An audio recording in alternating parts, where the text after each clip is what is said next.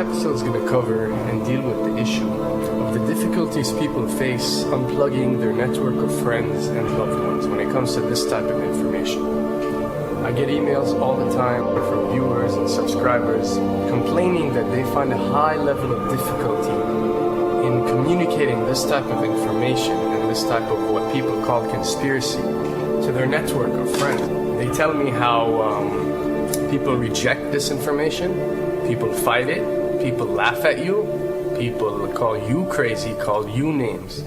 And this is very common when it comes to this type of thinking and this type of knowledge, and I faced it. I assure you that everyone else who delved into this realm of research has faced it. When I first started looking into this stuff and discovering this stuff and realizing what is wrong with the world, I felt like it was my obligation to tell and convince everyone around me of this new type of information that I have come across.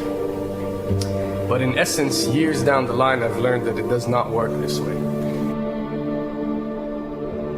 A lesson comes to mind, and this is an ancient Chinese lesson where when teachers wanted to teach knowledge, they used to tell their students that when someone is thirsty, you give them half a cup of water. If they remain thirsty, then you supply them with the second half. This means that first, when someone needs to acquire knowledge, he first has to be thirsty for it. And only after his thirst has been communicated to you, you supply them with half a cup of water. You don't shower them with a full gallon of water, because this is only going to push them away. You give them half a cup. If they ask for the second half, you supply it to them. If they don't, it's not your responsibility. They will sooner or later in their lives. The best way for people to see and change their way of thinking is for them to experience the change, is for them to see and research this knowledge rather than someone telling it to them. So if you do care about someone, or if you do want to share this information, you got to be very subtle. You got to do it in a smart way, and you got to bring the person in. Ask them questions instead of supplying the answers. You're sitting watching the news with your friend, and he's talking about certain situations being broadcast on the news. Ask him, why do you think this is this way? Why do you think these stories are covered? Through such type of discussion, rather than preaching, you will build a certain level of trust or a level of comfort between you and the desired listener. And this can help you now to take it to the next step, which is to facilitate ways for him or her to achieve or receive the knowledge that you find valuable. Then the ones who are ready to see and the ones who are ready to be unplugged will do so.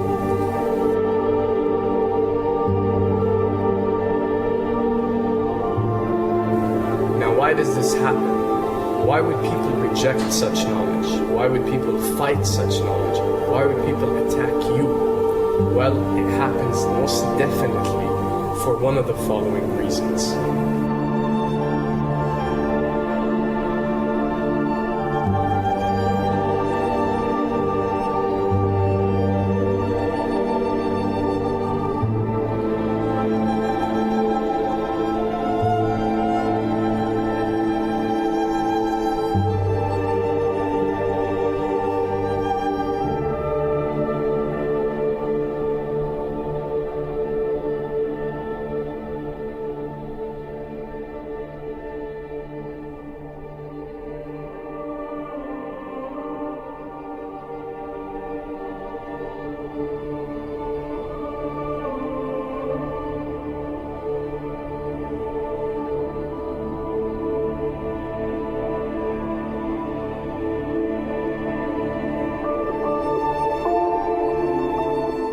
Have to understand, most of these people are not ready to be unplugged. And many of them are so inert, so hopelessly dependent on the system, that they will fight to protect it.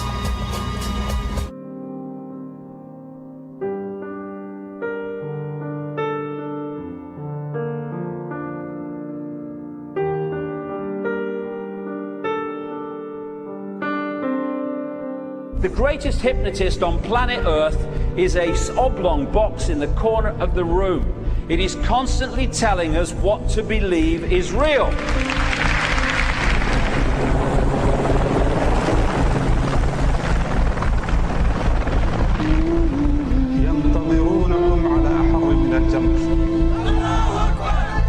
If you can persuade people that what they see with their eyes is what there is to see, you're gone.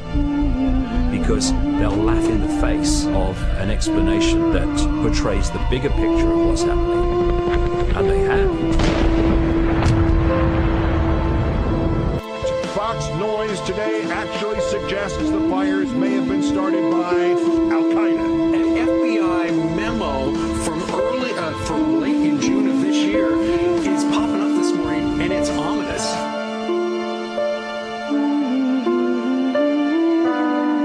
Those who oppose this vital tool in the war on terror need to answer a simple question. Which of the attacks I have just described would they prefer we had not stopped?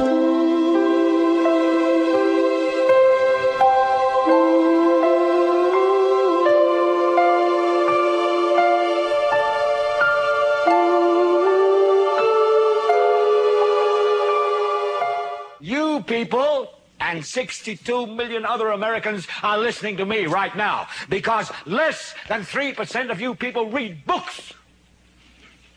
Because less than 15% of you read newspapers. Because the only truth you know is what you get over this tube. Right now, there is an entire generation that never knew anything that didn't come out of this tube. This tube is the gospel, the ultimate revelation. This tube can make or break presidents, popes, prime ministers. This tube is the most awesome goddamn force in the whole godless world. And woe is us if it ever falls into the hands of the wrong people. And when the 12th largest company in the world controls the most awesome goddamn propaganda force in the whole godless world, who knows what shit will be peddled for truth on this network. So you listen to me. Listen to me. Television is not the truth. Television is a goddamn amusement park. Television is a circus, a carnival, a traveling troupe of acrobats, storytellers, dancers, singers, jugglers, sideshow freaks, lion tamers, and football players. We're in the boredom-killing business. So if you want the truth, go to God. Go to your gurus. Go to yourself. Because that's the only place you're ever going to find any real truth. Man, you're never going to get any truth from us. We'll tell you anything you want to hear. We lie like hell. We'll tell you that Kojak always gets the killer and that nobody ever gets cancer in Archie Bunker's house. And no matter how much trouble the hero is in, don't worry, just look at your watch. At the end of the hour, he's going to win. We'll tell you any shit you want to hear. We deal in illusions, man. None of it is true. But you people sit there day after day, night after night, all ages, colors, creeds. We're all you know. You're beginning to believe the illusions we're spinning here. You're beginning to think that the tube is reality and that your own lives are unreal. You do whatever the tube tells you. You dress like the tube. You eat like the tube. You raise your children like the tube. You even think like the tube. This is mass madness, you maniacs. In God's name, you people are the real thing. We are the illusion. So turn off your television sets. Turn them off now. Turn them off right now. Turn them off and leave them off. Turn them off right in the middle of the sentence I'm speaking to you now. Turn them off.